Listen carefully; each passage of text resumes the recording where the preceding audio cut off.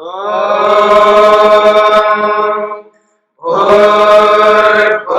स्वः तत्सवितुर्वरेण्यं भर्गो देवस्य धीमहि धियो यो नः प्रचोदयात्।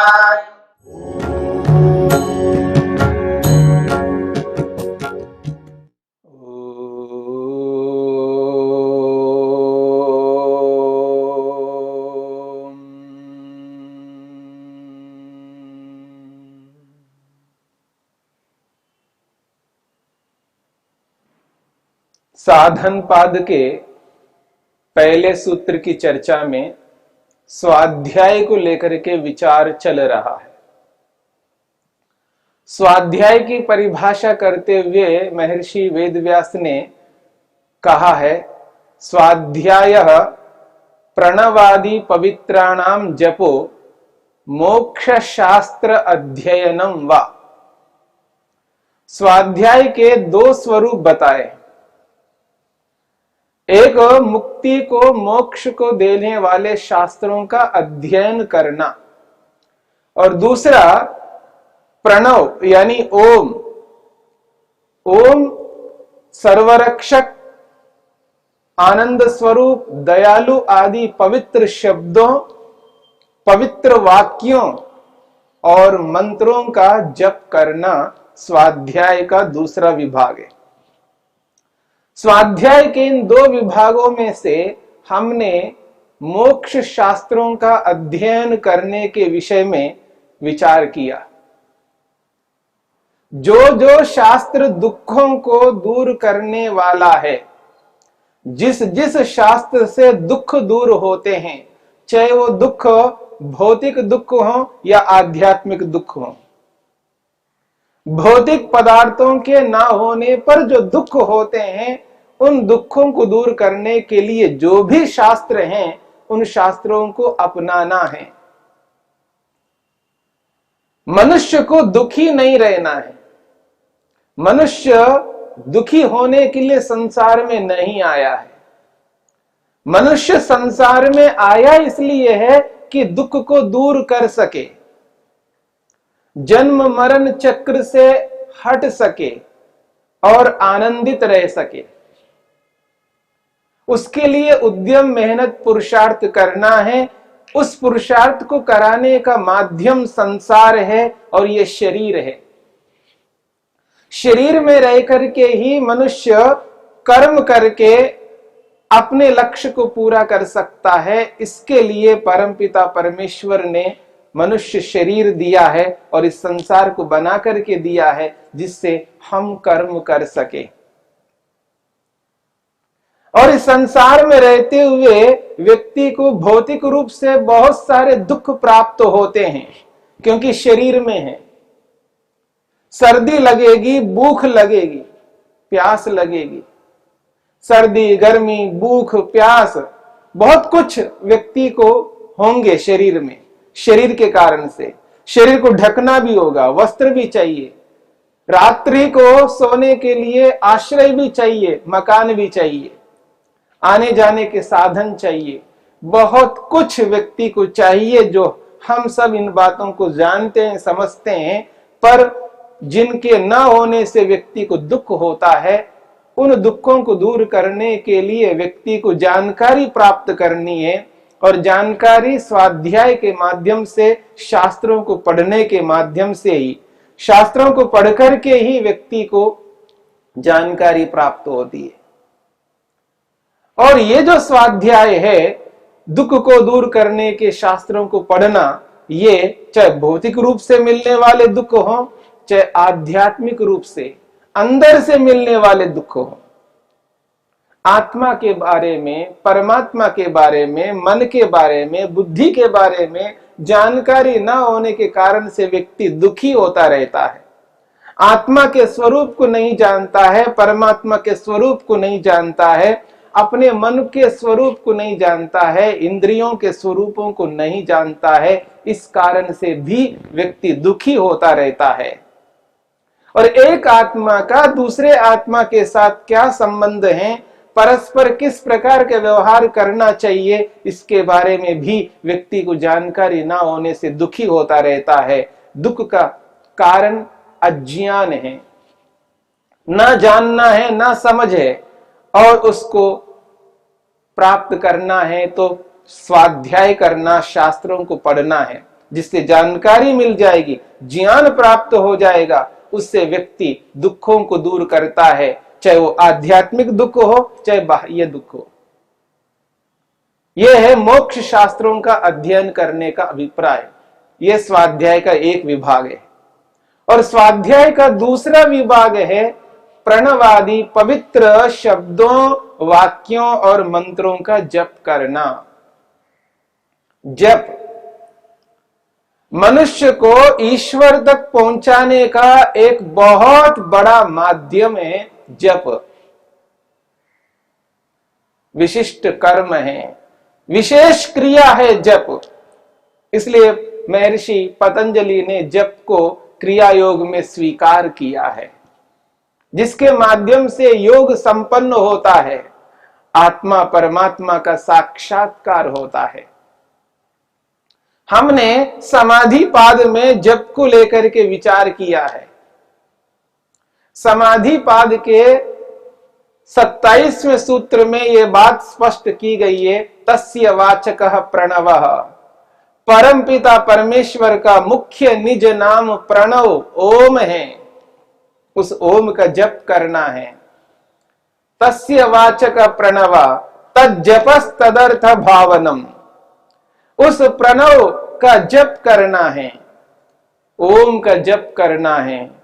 केवल शब्द का उच्चारण नहीं करना है, शब्द के साथ साथ तदर्थ भावनम, उसका अर्थ, उसकी भावना हमें करनी है, तभी जप संपन्न हो सकता है। यहां पर कहा जा रहा है प्रणवादि पवित्राणाम जपः, प्रणव का जप करना। और प्रणव आदि शब्द से और भी बहुत सारे शब्द जो ईश्वर को संबोधित करने वाले हैं। दयालु है, सर्वरक्षक है, आनंद है, ऐसे बहुत सारे पवित्र शब्द हैं जिनके माध्यम से हम परमपिता परमेश्वर को संबोधित करते हुए परमपिता परमेश्वर का जप करके ईश्वर का साक्षात्कार करने का सामर्थ्य उत्पन्न कर सकते हैं। उस परमपिता परमात्मा का मुख्य निज नाम ओम है। तस्य वाचकः प्रणव, उस परमेश्वर का नाम ओम है। तज्जपस तदर्थ भावनम, उस ओम का जप करना है, परंतु जप कैसे करना है? अर्थ की भावना के साथ साथ करना है। तो वहां पर ईश्वर के नाम का उल्लेख किया है और उसके जप को करने की विधि भी बताई है। उसी विधि को यहां पर हमें समझना है। जब ओम का जप करना है, सर्वरक्षक का जप करना है, दयालु का जप करना है, निर्विकार का जप करना है, सर्वशक्तिमान का, न्यायकारी का जप करना है, या किसी ऐसे पवित्र वाक्य को लेकर के जप करना है। ओम असतो मा सद्गमय, तमसो मा ज्योतिर्गमय, मृत्योर्मा मृतंगमय।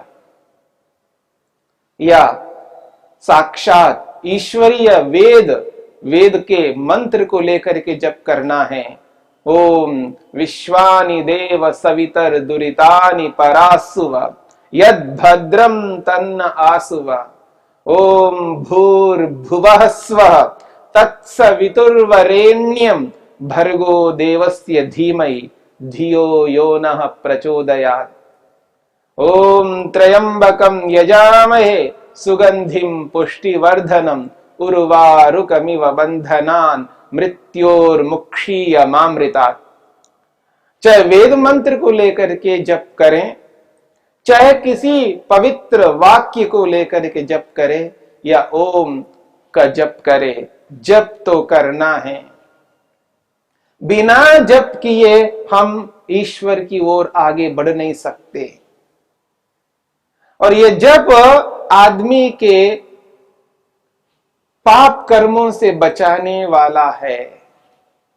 जब व्यक्ति जप करता है तो पाप कर्मों से बच जाता है। खाली दिमाग शैतान है, ऐसा बोला जाता है। जब व्यक्ति के पास समय है तो समय का सदुपयोग करना है तो क्या करना है? जप करना है। ईश्वर के किसी गुण कर्म स्वभाव को अपने समक्ष रखते हुए उसके गुण को जानना है, समझना है, और समझ करके उस गुण को अपने जीवन में धारण करना है, जिससे ईश्वर का स्वरूप स्पष्ट हमारे जीवन में होता रहे और उसके अनुसार हम वैसे ही कर्म करते रहे और एक दिन ईश्वरीय आनंद को पा सके। समय को व्यर्थ होने नहीं देना है। पर जब केवल शब्दोच्चारण मात्र नहीं करना है, जप को जप के रूप में जप की विधि के अनुसार करना है। जब उच्चारण व्यक्ति करता है, केवल उच्चारण करता है और जिस शब्द का उच्चारण करता है उसका अर्थ, उसका मीनिंग पता नहीं है, तो उतना लाभ नहीं होगा। हां, पाप कर्म से तो बच रहे हैं, क्योंकि जब जप कर रहा है तो व्यक्ति किसी न किसी क्रिया में है, अपने मन को जप रूपी क्रिया में लगाता है, तो उस वक्त उस समय और कुछ गलत नहीं विचार कर रहा है, गलत सोच नहीं हो रहा है, गलत क्रियाएं नहीं हो रही है। इतना लाभ अवश्य मिलेगा, परंतु उसका अर्थ जब पता नहीं है तो तादात्म्य संबंध ईश्वर के साथ जुड़ेगा नहीं। आत्मा का परमात्मा के साथ जो संबंध जुड़ना चाहिए, वो जो आत्मीयता होनी चाहिए, वो जो पिता पुत्र का भाव आना चाहिए, एक मां और एक पुत्र का भाव आना चाहिए, एक गुरु एक शिष्य का भाव वहां पर आना चाहिए। ईश्वर के साथ ये सारे संबंध हैं हमारे। ईश्वर हमारे गुरु हैं, ईश्वर हमारे पिता है, ईश्वर हमारी मां है, ईश्वर हमारे लिए सब कुछ है। वो भाव जब तक नहीं लाएंगे तब तक आत्मा का परमात्मा का संबंध नहीं बन पाएगा। दोनों का संबंध तभी लगेगा जब मैं वैसी भावना को उभारता हूं। इसलिए केवल शब्द को उच्चारण नहीं करना, शब्द को लेकर के केवल बोलते नहीं रहना है, केवल शब्द को बार बार रिपीट नहीं करना है। उस शब्द के साथ साथ उस परमपिता परमात्मा का जो स्वरूप है, उस शब्द के अंदर जो कहा जा रहा है, शब्द जिस परमात्मा के स्वरूप को संकेत करता है, उस स्वरूप को अनुभव करना। जो हमने स्वाध्याय के माध्यम से ईश्वर के स्वरूप को जाना है, शास्त्रों को पढ़ करके, शास्त्रों के माध्यम से, शब्द प्रमाण के माध्यम से ईश्वर का जो भी स्वरूप हमने जाना है, समझा है, उस स्वरूप को अनुभव करना।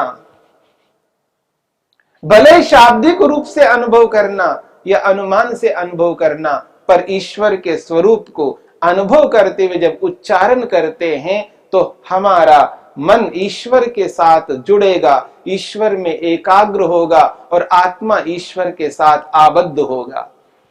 वो जो संबंध है गुरु शिष्य का, वो जो संबंध है माता पिता का, वो जो संबंध है, जब हम ईश्वर को पिता मान करके, मां मान करके, गुरु मान करके अपने आप को ईश्वर के प्रति समर्पित करेंगे, तब आत्मा का ईश्वर के साथ जो एकात्म्य होता है, उससे व्यक्ति को यानी आत्मा को, वो जो ईश्वर के साथ जुड़ने के कारण से जो उसको आनंद मिलना चाहिए, जो तृप्ति मिलनी चाहिए, जो संतोष मिलना चाहिए, वो उसको एहसास होने लगेगा। जब किसी अच्छे व्यक्ति के साथ जब हम जुड़ जाते हैं तो व्यक्ति को आनंद होता है, अच्छा लगता है।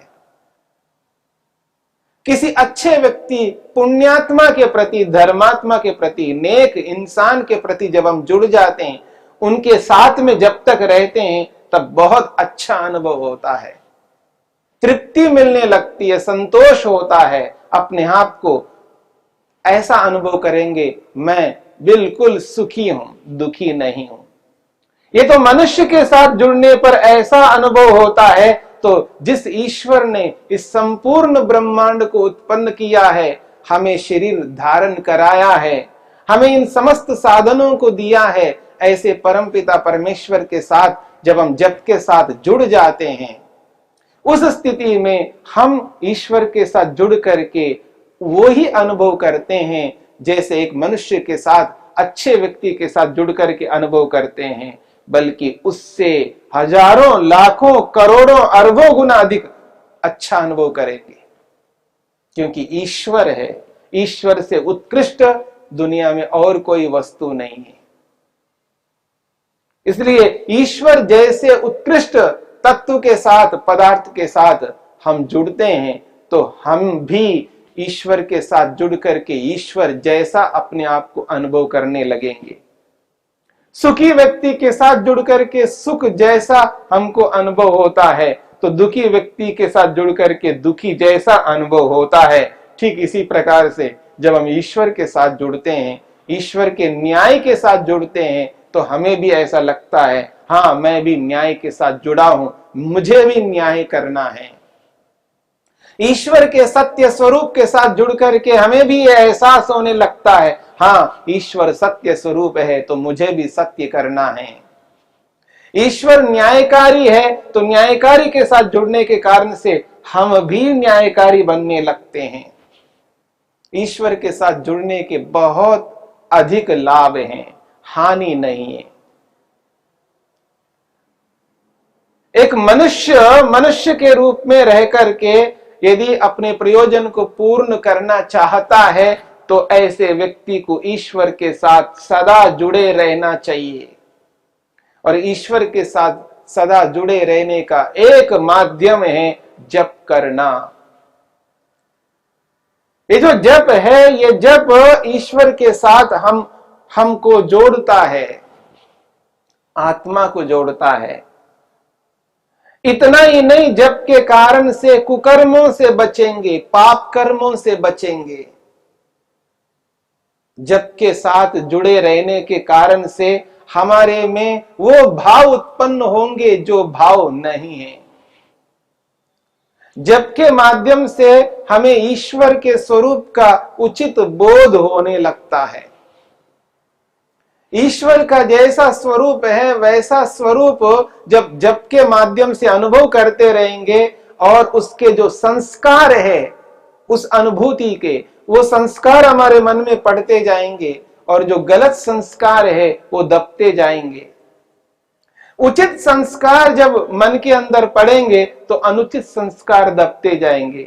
जैसे जैसे उत्तम संस्कारों को मन में स्थापित करते जाएंगे, वैसे वैसे गलत संस्कार दबते जाएंगे। इसलिए जो जप है ये बहुत ही महत्वपूर्ण है। इस जप को स्वाध्याय के अंतर्गत रखा है, इसलिए ये क्रिया योग है।